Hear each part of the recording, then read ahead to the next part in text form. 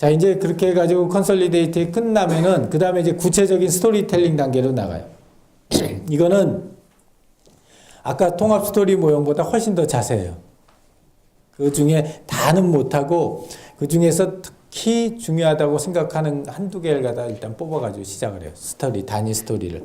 그리고 이 스토리 모델은 가급적이면은 원칙이 리스트 커미트먼트. 그러니까 여기에서 너무 프리머추어하게 우리는 뭐 RFID 테크닉을 타용해서 여기서 이렇게 하게 되면 뭐 이렇게 하겠습니다. 이런 너무 구체화시킬 필요 없어요. 여기서 중요한 거는 어떤 기술을 썼느냐보다도 어떻게 시스템이 반응했느냐. 그 반응하기 위해서 어떤 기술 썼느냐는 거는 지금 단계에서 너무 미리 앞서 나갈 필요 없다는. 초점은 항상 사용자가 어떤 액션을 했고 그 액션에 대해서 나의 시스템이, 나의 디바이스가 어떤 리액션을 했다. 사용자에게 제공되는 리액션을 중심으로 해가지고 하는 거예요. 스토리보드라고 하는 거. 자, 그래서 제일 첫 번째 단계는 아까 그 통합 스토리 모형 여기 있잖아요. 여기 있으면은 이걸 갖다가 다 스토리보드로 만드는 작업은 여러분이 이 다음에 졸업하고 나서 이거 업으로 하면 해요. 수업 시간에 하면은 이제 날밤 새는 사람들이 나오다 못해서 이제 이 수업 시간 끝나고 나서 실려가는 사람들이 나온다. 그러니까 다 만들지 말고 이제 이것들 중에서 선택을 해야 돼요. 요 스토리를 난 하겠다. 뭐 예를 들자면은 우리 스토리는 아침에 출근하는 사람이 처음 내비게이션을 갖다가 틀고 첫 기착지를 갖다가 정하는 것까지만 하겠다. 그게 하나의 스토리다. 이렇게 되면은. 그래서 첫 번째 단계는 어떤 스토리를 선정할 건지, 단일 스토리를 뭘 선정을 할 건지 결정을 하는 거예요. 그래서 이때는 가급적이면은 이슈가 많이 제기되는 것들. 그러니까 지금 여러분들이 스토리 속에는 기존의 시스템이 만족시켜주지 못하는 무엇인가를 갖다 지금 만족시켜주는 새로운 서비스나 디바이스를 만들기 있기 때문에 그런 의미에서는 기존의 이슈가 됐던 것들. 그 스토리. 기존에 크게 이슈가 됐던 스토리인데 공통적으로 많이 사용하게 되는 스토리들. 우리 시스템을 사용한다면은 공통적으로 많이 사용할 거다. 이런 것들을 중심으로 선택을 해요. 그 다음에 두 번째는 걔네들을 어떤 형식으로 보여줄 거냐. 이 보여주는 형식도 매우 중요해요. 왜냐하면 내 형식을 통해서 컨텐츠가 많이 결정이 되거든. 내가 어떤 형식으로 보여줄 거냐에 따라서 그 내용이 많이 결정이 되니까. 그래서 여러 가지 종류가 있어요. 스토리보드에. 우리가 생각하는 것보다 훨씬 많아요. 근데 이제 여기서 보면은 한 6가지 정도 지금 스토리보드 양식을 갖다가 보여주고 있는데 각각을 대해서 보면은 첫 번째는 스크린샷. 이거 가장 많이 사용하는 스토리보드 중에 하나예요. 실제로 우리 스토리가 이렇게 진행된다면은 내가 제공하는 디바이스 또는 내가 제공하는 서비스가 표현되는 화면은 아마도 이런 화면들로 쭉 이어질 거다. 해가지고 이 스크린샷을 가지고 스토리보드를 쭉 만들어가는 거예요. 좋은 점은 실제로 스크린의 시스템의 반응을 상세하게 표현해 줄 수 있다는 거. 그런 것들은 장점인데 단점이 뭘까? 그렇지. 주변에 이게 어떤 맥락에서 이런 게 이루어졌는지가 전혀 나타나지 않는 거예요. 그러니까 이제 그런 점에서는 맥락 정보에 별로 영향을 받지 않는 리모트한 시스템들, 이런 시스템들을 갖다가 설명을 할 때에는 좋아요. 할 때는 좋은데, 예를 들어서 T맵처럼 맥락에 의해서 굉장히 영향을 많이 받는 이런 시스템에 이런 거 사용하면은 별로 그렇게 효과적이지 못하죠.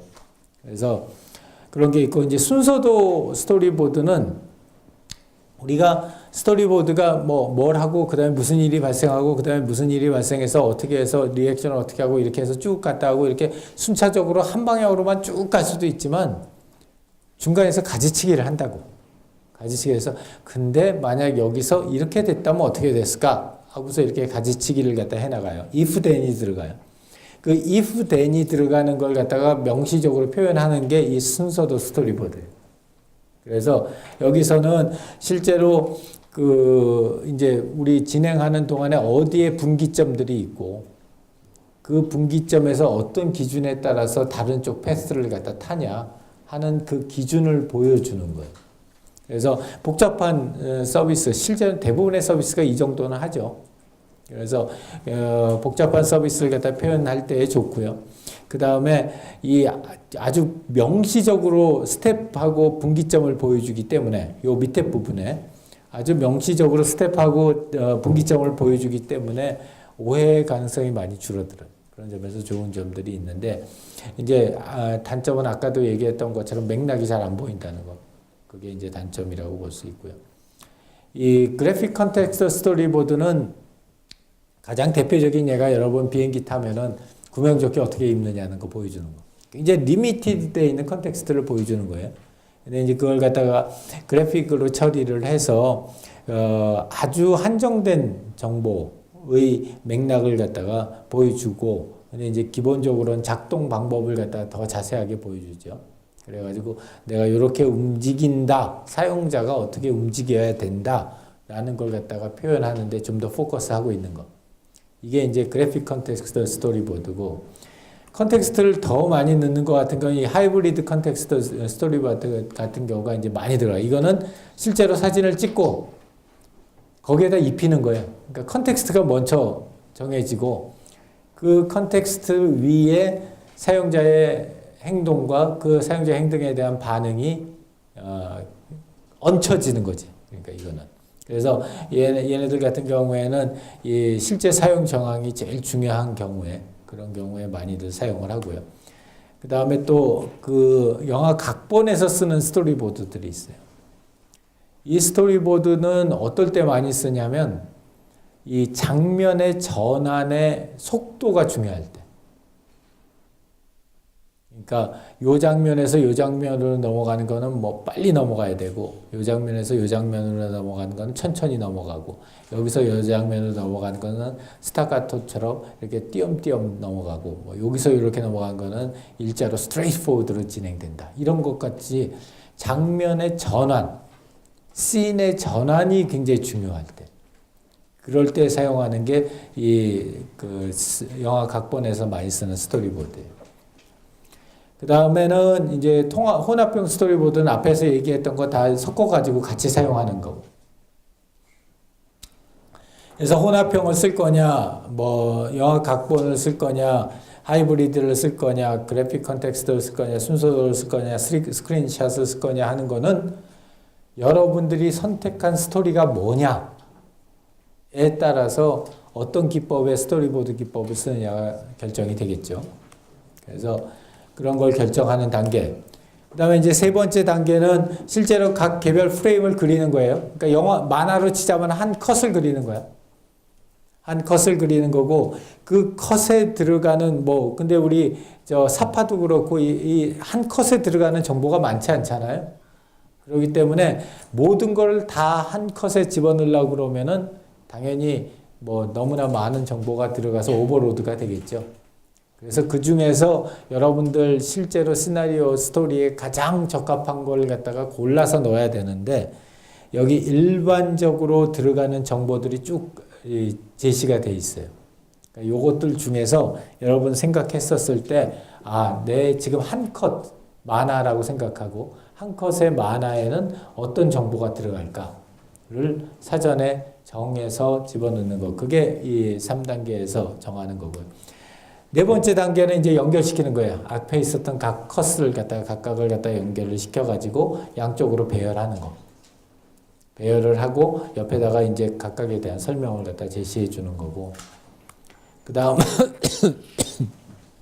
5단계 되면은 이제 우리가 만들어 놓은 스토리가 제대로 잘 만들어진 스토리인지를 평가하는 거예요. 평가하고 수정 보완하는 단계. 기준이 뭘까? 이 평가의 기준. 평가의 기준은 아까 우리가 제일 수업 시간 처음에 했던 지침이에요. 거기에 나타난 우리 그 시스템의 반응이 과연 조화로운 행동을 했냐? 거기에 나타난 우리 시스템의 반응이 과연 네거티브한 그런 인터랙션을 많이 뺐냐? 그 다음에 거기에 나타난 우리 시스템의 행동이 포지티브한 쪽을 많이 강조했느냐? 어떻게 강조했느냐? 이제 여기서 여러분들이 말로 그냥 강조했어 이렇게 넘어가는 게 아니라 이렇게 해가지고 강조를 해줬다. 이렇게 해가지고 네거티브한 파트를 갖다 빼줬다. 이렇게 해서 컨플릭트가 되는 두 가지의 요소를 밸런싱을 잘 잡아줬다. 제일 첫 번째 게 제일 어렵겠지. 그렇지만 그게 가장 효과적인 방법인 거예요. 그래서 어떤 점에서 우리가 컨플릭팅하는 요소들 사이에 밸런스를 잡아줬다. 이게 익스플리시틀리하게 여러분 보고서 속에 있는 거예요. 그래서 나는 전반적인 아까 얘기했던 하이 레벨 비저닝을 할 때는 무슨 얘기를 해주는 거냐면 그때 평가하는 검토하는 세 가지 기준은 좋은 스토리의 세 가지 기준. 구조가 탄탄했느냐, 그 다음에 이 여러 개의 그 왔다 갔다 함이 있었느냐, 그 다음에 세 번째는 갈등의 해소가 있었느냐. 그 세 가지가 있었느냐 없었느냐는 앞 단계에 있었던 하이 레벨 비저닝에서 결정을 하는 거고, 검토를 하는 거고, 뒤 단계에 있는 로우 레벨의 스토리텔링에서는 이 스토리 속에 드러나는 나의 시스템이 조화로운 행동을 했는지, 부정적인 걸 방지해 줬는지, 긍정적인 걸 퍼실리테이트 했는지를 갖다가 평가를 하는 거예요. 그래서 이런 걸 통해서 나오는 최종적인 아웃풋이 이런 겁니다. 스토리보드. 굉장히 엄하긴 하지만, 이제 여러분 팀에 소속되어 있는 디자이너의 말하자면은, 롤이 강조되기 시작하는 거예요, 이제. 왜 자꾸만 동의를 보고 그래? 네가 그래야지. 자, 그래서, 지난 학기에 만들었던 아웃풋을 보면은, 우리 이렇게 통합 스토리 모델 같은 거 한 장짜리로 이렇게 딱 만들고, 그 다음에 스토리보드를 아주 잘 만들었어요, 이 팀. 한 장짜리 이렇게 해가지고, 한 12컷 정도 되는, 개별 스토리텔링을 갖다 이렇게 했어요. 또 한 팀도 마찬가지로, 전체적인 스토리보드 이렇게 만들고, 그 다음에 그거에 따라서 각각에 대한 스토리 한 컷들을 갖다 만들어냈어요. 자, 결론적으로 최적의 경험을 제공할 수 있는 인터랙션 디자인은 전반적인 스토리를 구축하는 단계, 그 다음에는 구체적인 스토리텔링을 만들어내는 단계, 두 가지 단계고, 전반적인 스토리를 구축하는 단계에는 내가 만들어낸 스토리가 얼마나 탄탄한 구조를 가지고 있는지, 얼마나 연속적인 선택을 주고받는 행위가 있는지, 작용대 반작용이 있는지, 그리고 얼마나 극명한 갈등이 있고 그 갈등이 얼마나 명백하게 해소됐는지, 이게 하이 레벨 비저닝을 평가하는 기준이고, 구체적인 스토리텔링 단계에서는 내가 제시하는 서비스 또는 컨텐트 또는 시스템이 얼마나 조화로운 그런 행동을 보였는지, 또 얼마나 사려 깊은 행동을 보였는지, 그러니까 포지티브한 행동을 보였는지, 그리고 얼마나 네거티브한 행동을 자제했는지를 갖다 가지고서 인터랙션 디자인을 한다는 얘기예요.